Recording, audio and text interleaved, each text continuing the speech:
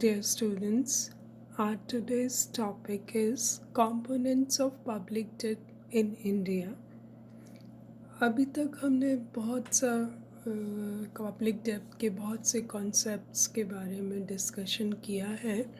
आज हम पब्लिक डेब्ट इन इंडिया को डिस्कस करेंगे। As you all know, the entire requirement of a government cannot be met through taxation alone. हम देख चुके हैं कि गवर्नमेंट्स के एक्सपेंडिचर इतने बढ़ चुके हैं। Ever since independence, government's expenditure is increasing much faster than their ability to raise resources.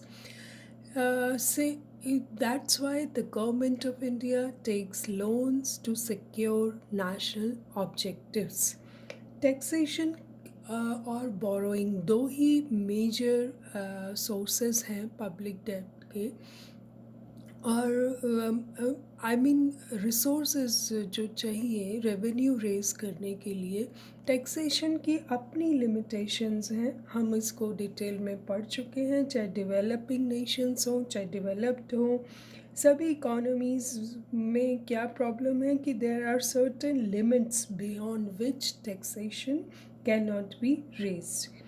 So, because it has very adverse effect on investment, so the government of India also rely more on borrowing than on taxation.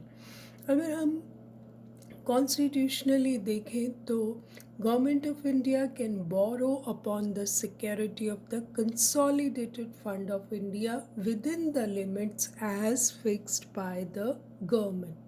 By the parliament, parliamentary procedure के according जितना भी empower किया गया है, government of India ही बोरो कर सकती है loans against the security of the consolidated fund of India. आपने फंड्स पढ़े हैं, जो कंसोलिडेटेड फंड है उसके अगेंस्ट ही रेज करती है सिक्योरिटीज़ और loans. A state can not raise a loan without the prior sanction of government of India और सेंट्रल गवर्नमेंट. स्टेट को जब भी लोन रेज करने होते हैं तो it has to take permission from the centre.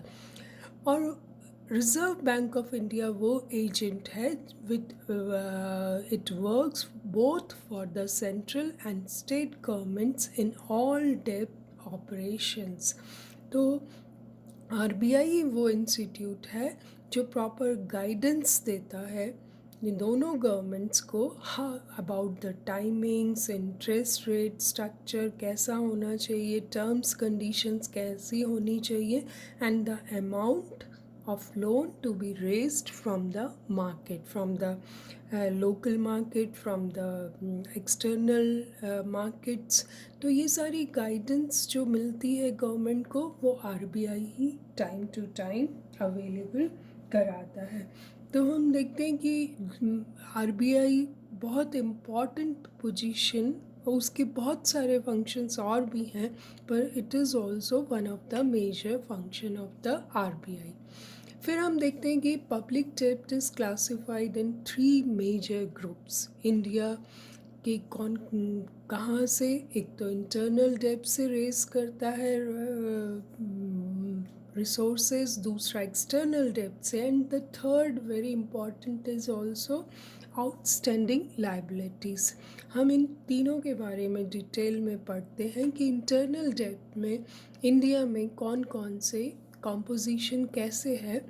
Borrowing from the individuals, आप सभी जानते हैं कि लोगों के पास सेविंग है या करंट सेविंग से they buy bonds and securities issued by the government of India. इस तरह से मनी ट्रांसफ़र हो जाता है गवर्नमेंट ऑफ इंडिया के अकाउंट में. लोग बाय कर, उनके पास सिक्योरिटी आ जाती है, सिक्योरिटीज़ परचेज़ कर लेते हैं, बॉन्ड्स परचेज़ कर लेते हैं, और गवर्नमेंट के पास ट्रांसफ़र ऑफ फंड्स चला जाता है. तो till the maturity period the government can use that funds for its development plans. Then borrowing from financial institution, government जो है बहुत से फाइनेंशियल इंस्टीट्यूशंस और नॉन बैंकिंग फाइनेंशियल इंस्टीट्यूशन से भी बाय करती है लोन्स. अब नॉन बैंकिंग फाइनेंशियल इंस्टीट्यूशंस कौन से होते हैं? Such as insurance companies, trust, mutual saving banks. They also subscribe to the government bonds, and thus it is the most important source of raising public debt. Non banking institutions क्यों prefer करते हैं government bonds को? Because of the security provided by the latter and due to the higher, उनकी liquidity बढ़ जाती है because they can encash their securities any time. Then borrowing from commercial banks. देश में, हमारे देश में इतने सारे कमर्शियल बैंक्स हैं, उनसे भी बोरोइंग रेज की जाती है. वो लोग भी, आपने एसएलआर सुना है, एसएलआर में कमर्शियल बैंक्स की भी बाउंडेशन है कि उन्हें रिज़र्व बैंक के ये इंस्ट्रक्शंस हैं कि दे हैव, जो कि अभी प्रेजेंट रेट लगभग 18.5 चल रही है, कि कमर्शियल बैंक्स को भी सिक्योरिटीज़ और बॉन्ड्स में इन्वेस्ट करना पड़ता है. तो this way also money transfer from commercial banks to the government of India.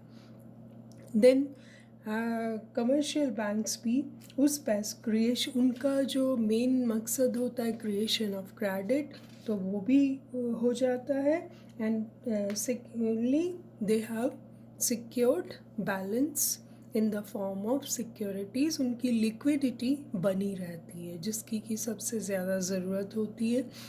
Then borrowing from central bank. ऐसा भी होता है कि कभी जो गवर्नमेंट है, वो central bank of a country is also an important subscriber to the government loans.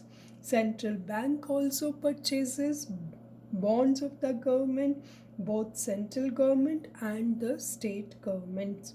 By purchasing government bonds, the central government credits the account of the government concerned.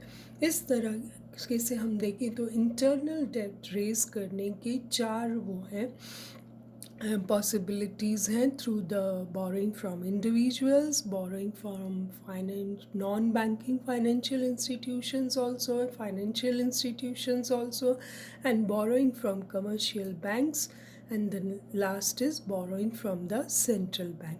इस तरह से गवर्नमेंट ऑफ इंडिया अपना loan जो है वो raise करती है internal sources से. विल स्टडी एक्सटर्नल डेट के जो कॉम्पोजिशन कैसे है, वो भी हम पढ़ेंगे नेक्स्ट लेक्चर में. Thank you so much.